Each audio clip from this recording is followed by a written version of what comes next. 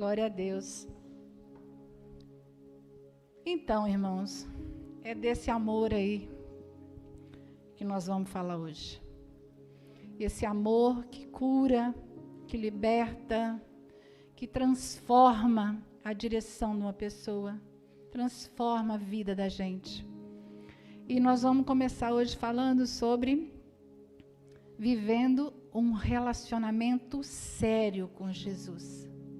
Nós vamos falar sobre isso. Será que a gente está só... Antigamente a gente usava essa palavra, né? Eu não sei nem se eu vou ser antiquada aqui. Flertando com Jesus? Paquerando com Jesus? Nós estamos namorando, ficando? Ou a gente está tendo um verdadeiro relacionamento com Jesus? Um relacionamento sério com Jesus? Como será que está o nosso relacionamento com Jesus? E é disso que a gente vai falar. E nós vamos começar, e eu gostaria primeiro de fazer, não vou quebrar gelo não, porque aqui está pegando fogo hoje, né, irmãos? Nós vamos colocar mais fogo na lenha. Fogo no fogo, né? Eu gostaria de que os irmãos ficassem de pé. E eu quero lembrar com os irmãos aqui, compartilhar com os irmãos uma atitude que eu amo do meu netinho comigo. O meu netinho, quando eu ligo para ele, quando eu faço chamada de vídeo, toda vez que eu ligo para ele, na hora que termina, ele vira para mim e fala assim: te amo, vovó. Faz um coraçãozinho. Vamos fazer um coraçãozinho agora aí? Todo mundo sabe fazer coraçãozinho com a mão? Vamos lá, fazer um coração assim? Vira esse coraçãozinho agora aí para o seu irmão que está do seu lado aí e fala: Jesus te ama. Jesus te ama. Um tantão assim, irmãos. É esse amor que Jesus tem por você. Glória a Deus. Pode sentar, irmãos. Nós vamos ler o texto que está em 1 João. No livro de Evangelho escrito por João, no capítulo 1. Nós vamos ler o versículo 1. No princípio era o Verbo, e o Verbo estava com Deus, e o Verbo era Deus. 2. Ele estava no princípio com Deus. Todas as coisas foram feitas por ele, e sem ele nada do que foi feito se fez. A vida estava nele, e a vida era a luz dos homens. A luz resplandece nas trevas, e as trevas não prevaleceram contra ela. Amém? Nós vamos falar então desse relacionamento nosso com Jesus. Como é que foi o seu primeiro contato com Jesus? Eu vou contar para os irmãos como é que foi o meu primeiro contato com Jesus. Foi através, olha só que coincidência, né? Que na vida do servo não tem coincidência, tem coincidência. A primeira pessoa que me apresentou esse Jesus foi a minha tia, que mora, sabe aonde? São Geraldo. Olha só. Ela ia para a casa da minha mãe, chegava lá, ela ia lavar roupa, ela era uma serva, e aí ela ficava contando que Jesus fez, que Jesus aconteceu. Eu ficava horas ali, minha mãe brigava que eu não ajudava ela, porque a minha tia falava de um Jesus que eu não conhecia. Foi o primeiro contato que eu tive com Jesus, foi ali. Aquilo ali acendeu uma chama. Sabe quando você conhece o seu namorado, a sua namorada, você olha assim, eu quero aquele moço, eu quero aquela moça. Foi assim o meu primeiro contato com Jesus vivo. No culto do domingo passado, a última frase que foi falada aqui foi essa: Jesus vive. E eu servia um Jesus morto. Eu não servia um Jesus vivo. E aquela chama acendeu em mim, aquela vontade de conhecer esse Jesus. Mas eu tinha alguns problemas, porque eu não queria que ninguém soubesse que eu queria conhecer Jesus. Porque imagina, 30 anos atrás, como é que era ser crente. Não era igual ser hoje. E uma amiga me convidou, na época ela nem era serva, me convidou para vir para a igreja. E eu falei com ela assim, eu vou, mas eu vou sentar no último banco, e a hora que acabar o culto eu vou lá fora, porque se alguém perguntar se eu quero aceitar Jesus, eu não quero nada disso para mim. Se alguém me vê lá, eu falo que eu não fui na igreja.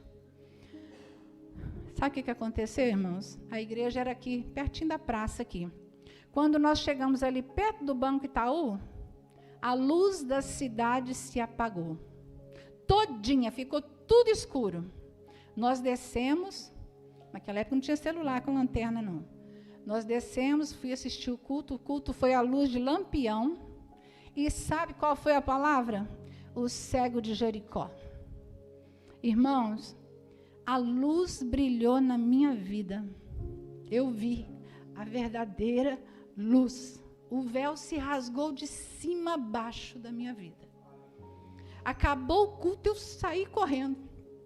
Quando chegamos em frente ao Banco Itaú, a luz da cidade voltou.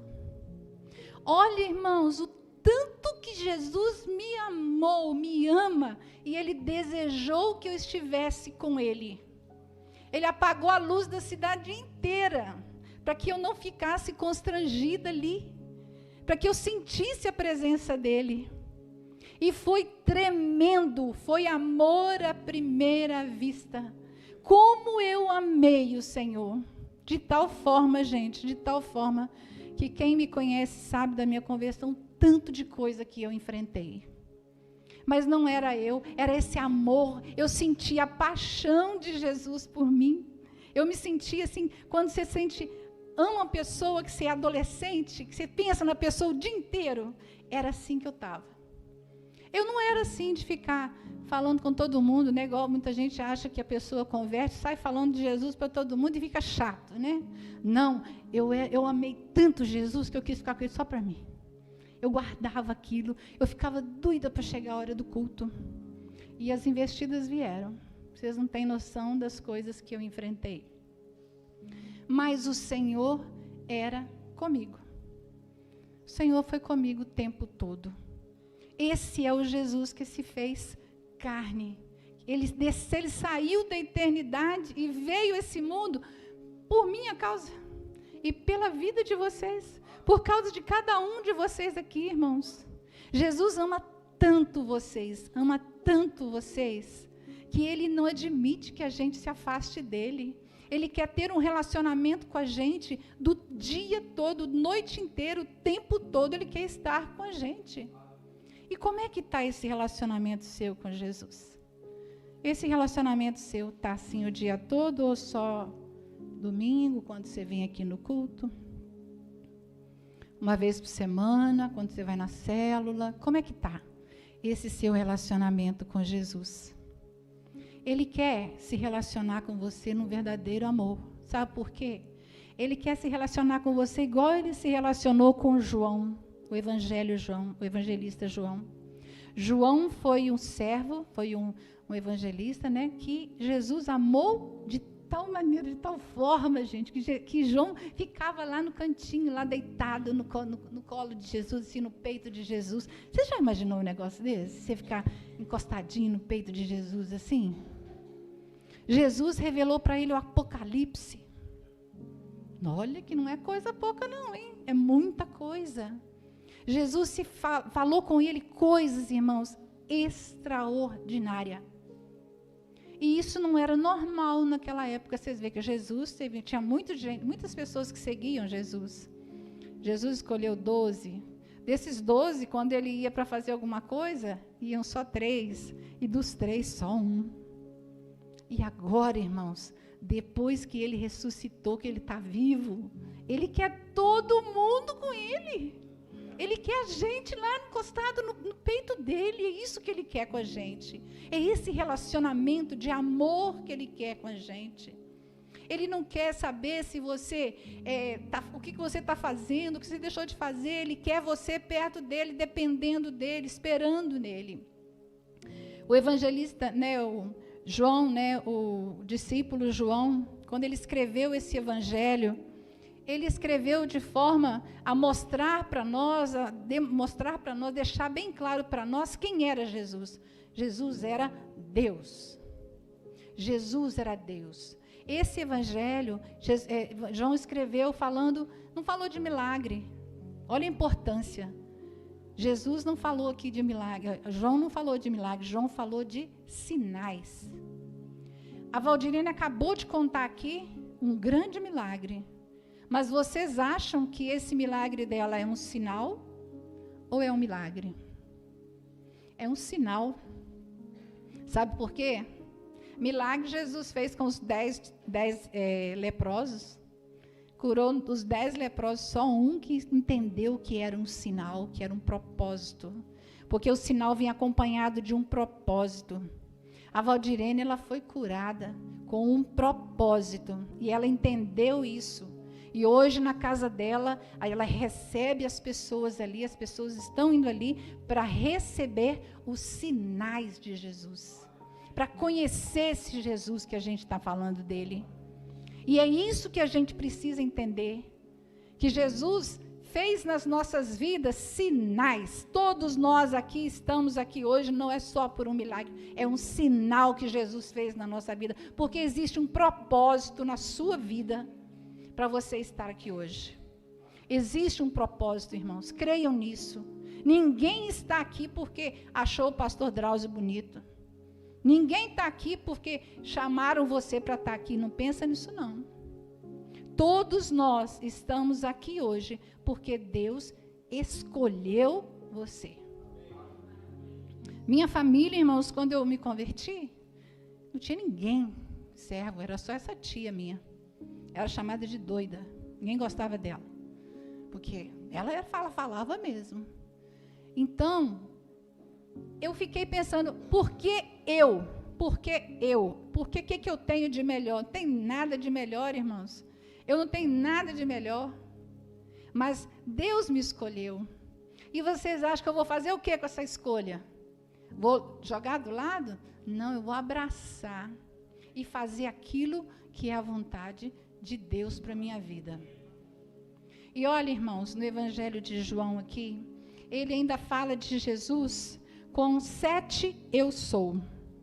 Jesus, ele é colocado aqui como 7 eu sou.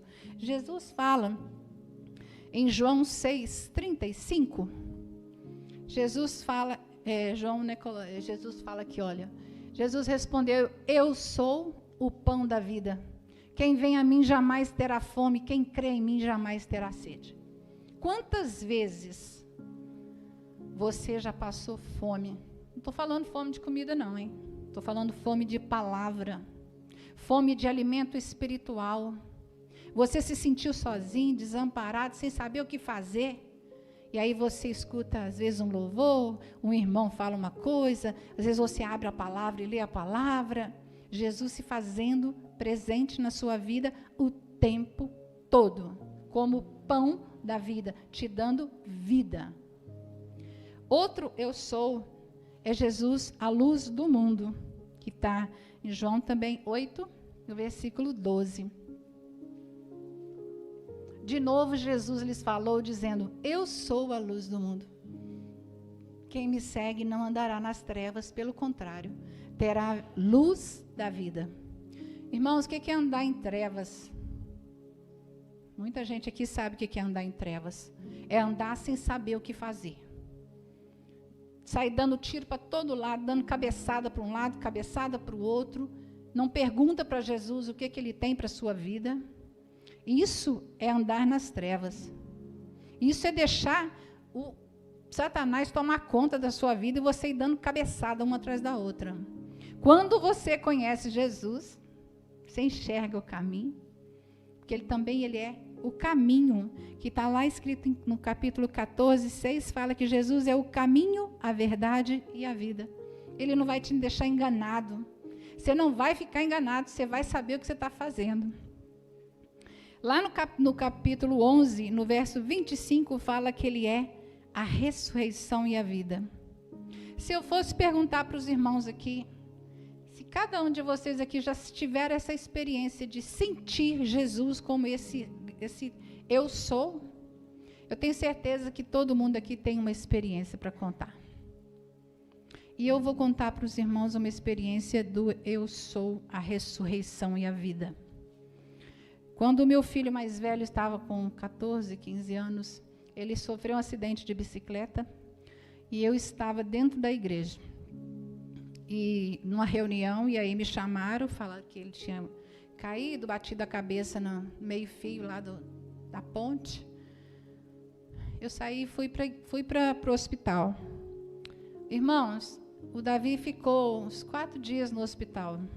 O sangue escorrendo aqui no ouvido dele, eu secando o ouvido dele. Nenhum momento passou na minha cabeça a possibilidade de eu perder meu filho. Nenhum momento, porque eu firmava nessa palavra: eu sou a ressurreição e a vida. Eu sou a ressurreição e a vida. Até que chegou um dia, o pastor lá da nossa igreja foi lá, colocou a mão na cabeça dele e ele estava desfalecendo, estava morrendo. Os médicos falaram: não tem jeito, ele deu meningite. Passou como meningite, não tem como mais, não pode transportar ele, porque não tem condição. O pastor chegou, orou por ele, e eu vi a cor voltando no rosto dele. Em nenhum momento eu volto a falar com os irmãos, eu senti que ele estava perdendo a vida. Aí teve todo o procedimento, os médicos voltaram, viram que ele estava voltando a si, levaram ele para Ponte Nova e para a honra e glória do Senhor. Meu filho hoje está aí casado, abençoado. E quando fomos fazer uma avaliação no otorrino, para ver o que tinha acontecido alguma coisa no ouvido dele, o médico falou: nunca vi um negócio desse. O menino teve traumatismo craniano, era para ter resto de sangue no ouvido dele. Está mais limpo do que qualquer outro ouvido. Para a glória de Deus, irmãos. Esse é o nosso Jesus, que cuida, que ama cada um de nós, e através da nossa vida Ele vai cuidando de todos nós aqui. Ele cuida dos nossos filhos, dos nossos familiares. Eu não fui chamada no meio da minha família por nada, não. Há um propósito para toda a minha família.